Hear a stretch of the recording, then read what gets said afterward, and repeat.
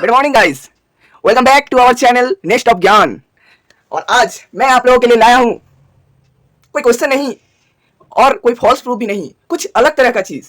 जैसे कि आप लोगों ने थंबनेल में तो देख ही चुके हैं, फ्रिक्शन के ऊपर एक बहुत जबरदस्त फैक्ट जो आप शायद नहीं जानते होंगे। तो वो क्या है?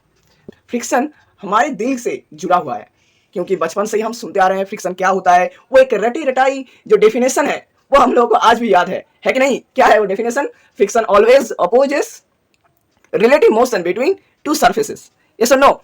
अच्छा, तो वो तो डेफिनेशन हुआ। मतलब फ्रिक्शन क्या करता है? फ्रिक्शन करता है काइनेटिक एनर्जी को घटाता है कि नहीं? एक तरफ से तो हम ये भी बोल सकते हैं, यस और नो? फ्रिक्शन हमेशा काइनेटिक एनर्जी को घटाता है क्योंकि वेलोसिटी को डिक्रीज करना चाहता है। अब static friction, kinetic friction, rolling friction, fluid friction, बहुत सारे फ्रिक्शन है। लेकिन आज वो टॉपिक नहीं है। टॉपिक ये है कि फ्रिक्शन क्या हमेशा ही काइनेटिक एनर्जी को डिक्रीज करता है? कभी बढ़ाता नहीं। वेलोसिटी को नहीं बढ़ाता क्या कभी भी? हमेशा डिक्रीज करने की कोशिश करता है। ये क्या सच बात है?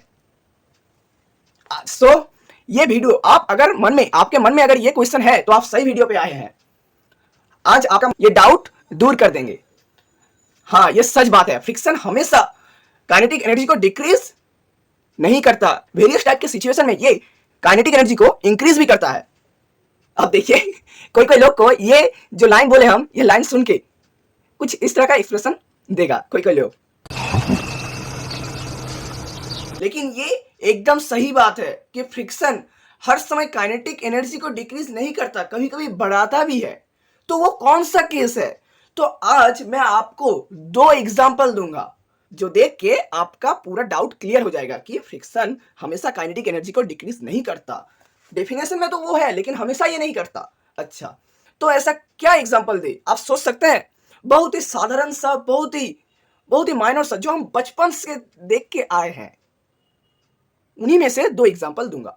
अच्छा, तो पहला एग्जाम्पल है चक्का। चक्का देखे ना? चक्का। अच्छा, चक्का का आविष्कार कितना साल पहले हुआ था? बहुत लाख साल पहले, अब याद नहीं ठीक। अच्छा, तो ये है एक चक्का, बहुत ही गोल बना है, मस्त गोल बना है कि नहीं? कितना अच्छे से गोल बना है। तो ये है उसका सेंटर, ये है उसका सेंटर। अब देखिए, ये चक्का पे मैंने एक फोर्स लगाया। यहां पर ये तो सरफेस है, सरफेस के पैरेलल एक फोर्स लगाया जो सेंटर से जाता हुआ है, ठीक है? अब देखिए, ये फोर्स की वजह से ये क्या होगा? ये चक्का जाने की कोशिश करेगा। मतलब इसका हर पॉइंट ये चक्का के ऊपर जो कोई भी पॉइंट है वो इस डायरेक्शन पे मूव करेगा, है कि नहीं? इस डायरेक्शन पे मूव करेगा, मतलब ये पॉइंट भी इस डायरेक्शन पे मूव करेगा। अच्छा, अगर ये पॉइंट इस डायरेक्शन पे मूव करना चाहता है तो यहीं पर लगेगा फ्रिक्शन, है कि नहीं? क्योंकि friction always opposes relative motion. तो यहाँ पर रिलेटिव मोशन कहाँ हो रहा है? इस साइड में, क्योंकि जो सरफेस है वो तो स्टेबल है, वो तो हिल नहीं सकता। मतलब यहाँ पर रिलेटिव मोशन क्रिएट हो रहा है क्योंकि इस सरफेस के ऊपर ये सामने की तरफ इस साइड पे जाना चाहता है, मतलब फ्रिक्शन यहाँ पर लगेगा, ठीक है?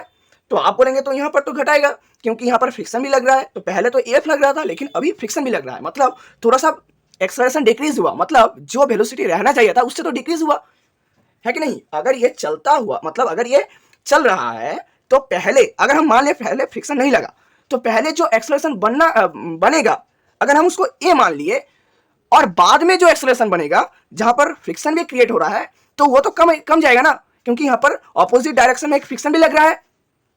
सो पहले से थोड़ा सा एक्सेलरेशन कम जाएगा क्योंकि यहाँ पर फ्रिक्शन भी लग रहा है। अब देखिए, मतलब क्या? एक्सेलरेशन भी डिक्रीज हो रहा है, मतलब वेलोसिटी भी डिक्रीज होगा। अच्छा, तो ये तो हो रहा है, लेकिन प्रॉब्लम कहाँ हुआ? अच्छे से देखिए यहाँ पर। अच्छा, आप रोटेशन में पढ़ते हैं कि टॉर्क, देखिए ये फोर्स क्या टॉर्क लगा सकता है? ये घूमेगा। हम लोग का जनरल नॉलेज तो यही कहता है ना, अगर हम एक सरफेस में एक बॉल छोड़ दिए तो वो घूमता रहता है, या चक्का छोड़ दिए तो घूमता रहता है। तो घूमता किसकी वजह से है? अगर हम यहाँ पर एक फोर्स लगाए तो इस फोर्स की वजह से तो नहीं घूमेगा। घूमेगा क्या? इस फोर्स की वजह से तो कोई टॉर्क नहीं लगेगा, लेकिन ये जो फ्रिक्शन है ये फ्रिक्शन टॉर्क देगा, यही इसको घुमाएगा। मतलब क्या? देखिए यहाँ पर अल्फा, जिसको हम एंगुलर एक्सेलरेशन कहते हैं, वो कौन क्रिएट कर रहा है? फ्रिक्शन क्रिएट कर रहा है। मतलब क्या? फ्रिक्शन इसको घुमा रहा है, मतलब फ्रिक्शन ही है, वो फ्रिक्शन है जो कि एंगुलर वेलोसिटी दे रहा है। मतलब क्या? इसका वेलोसिटी डिक्रीज, इसका काइनेटिक एनर्जी, मतलब रोटेशनल काइनेटिक एनर्जी कौन दिया? फ्रिक्शन दिया ना। मतलब क्या? ये थोड़ा सा इंक्रीज किया ना काइनेटिक एनर्जी। तो आप आपसे बोलेंगे अब तो इस एग्जाम्पल से आप समझ गए कि फ्रिक्शन हमेशा काइनेटिक एनर्जी को खाता नहीं, कुछ देता भी है। जैसे कि इस टाइम पे ये बना रहा है, ओमेगा बना रहा है कि नहीं, एंगुलर वेलोसिटी दे रहा है, इसको कौन दे रहा है, फ्रिक्शन दे रहा है। अच्छा, ये तो थोड़ा सा हार्ड एग्जांपल हुआ, लेकिन इससे भी हार्ड एग्जांपल आप देंगे, आप लोगों को दूंगा मैं, ठीक है। वो कौन सा हार्ड एग्जांपल है? अच्छा, किताब तो आप पढ़ते ही होंगे, हर घर में किताब रहता है, किताब का जो थान रहता है, मतलब एक किताब के ऊपर एक किताब, एक किताब के ऊपर एक किताब। तो आप बचपन में, या बचपन क्या बोले, हम सभी तो किताब तो निकालते ही रहते हैं। तो कभी ये देखें कि अगर हम एक किताब लेना चाहे तो उसके ऊपर वाले का किताब भी निकल आता है कि नहीं? ऊपर वाला भी निकल आता है, नीचे वाला भी निकल आता है। कभी कभी ऊपर वाला निकलता है, कभी कभी नीचे वाला भी निकलता है। क्या होता है ये वाला? अच्छा, ये वो दोनों निकलता है, मतलब उन दोनों को तो वेलोसिटी देता है। हम क्या वो वाला बुक, मतलब ये वाला अगर मिडिल वाला बुक है तो उसके ऊपर वाला भी बुक निकलता है, नीचे वाला भी बुक निकलता है। अच्छा, तो ये वाला बुक तो हम नहीं निकाले, हम तो ये वाला बुक निकाले ना, ऊपर वाला तो बुक नहीं निकाले। तो ऊपर वाला बुक को कौन निकाला? फ्रिक्शन। ऊपर वाला बुक को निकाला कौन ना? फ्रिक्शन। कैसे निकालता है? अच्छा, आप खुद सोचिए, ब्लॉक ओवर ब्लॉक डायग्राम, ये वाला आप शायद किए होंगे 11 में। देखिए, अगर हम इसको फोर्स लगाए, इसको अगर फोर्स लगाए तो ये दोनों सरफेस में क्या होगा? रिलेटिव मोशन क्रिएट होगा। मतलब क्या? फ्रिक्शन देखेगा कि ये दोनों सरफेस में जो फ्रिक्शन है वो देखेगा कि ये सरफेस इस तरफ भागना चाहता है, तो इसको रोकने के लिए ये दोनों में फ्रिक्शन इस तरह से लगेगा, इसको अपोज करेगा इस डायरेक्शन में। अच्छा, अब देखिए, फोर्स पेयर में एग्जिस्ट करता है, न्यूटन्स थर्ड लॉ। मतलब अगर ये फ्रिक्शन इसको इधर ला रहा है तो वही फ्रिक्शन इसको क्या करेगा? इधर एक्ट करेगा इसके ऊपर। काहे? ये वाला रिएक्शन है और ये वाला क्या है? सॉरी, ये वाला एक्शन है और ये वाला रिएक्शन है। क्योंकि आप देखिए, अगर हम इसको खींचना चाहे तो इन दोनों में रिलेटिव मोशन क्रिएट हो रहा है, जिसको अपोज करने के लिए ये दोनों में एक सरफेस में, ये दोनों में जो मिडिल सरफेस है उसमें फ्रिक्शन इसके ऊपर, इस ब्लॉक के ऊपर पीछे की तरफ लगाएगा। लेकिन हम लोग जानते हैं कि न्यूटन थर्ड लॉ के अनुसार हर फोर्स पेयर में एग्जिस्ट करता है। मतलब क्या? इसका भी एक पेयर रिएक्शन होगा जो इसके ऊपर लगेगा। काहे? क्योंकि एक्शन रिएक्शन पेयर हमेशा दोनों बॉडी पे लगता है, कोई भी एक बॉडी पे नहीं लगता। तो इसीलिए फ्रिक्शन इसके ऊपर लगेगा और यही फ्रिक्शन इसको काइनेटिक एनर्जी देगा।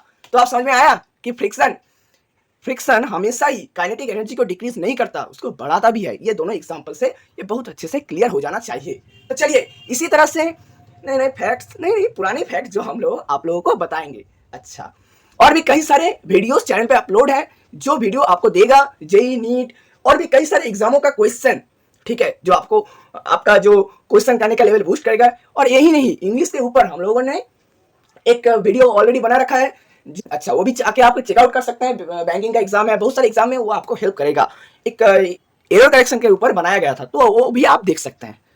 तो आज के लिए विदा लेना चाहते हैं, फिर मुलाकात होगी नेक्स्ट वीडियो पर। लेकिन नेक्स्ट वीडियो पर एक हम फॉल्स प्रूफ लाएंगे। तो उसके लिए आप इंतजार कीजिए, चैनल को सब्सक्राइब कीजिए और बेल नोटिफिकेशन को ऑन कीजिए सबसे पहले वीडियो आपको मिलने के लिए।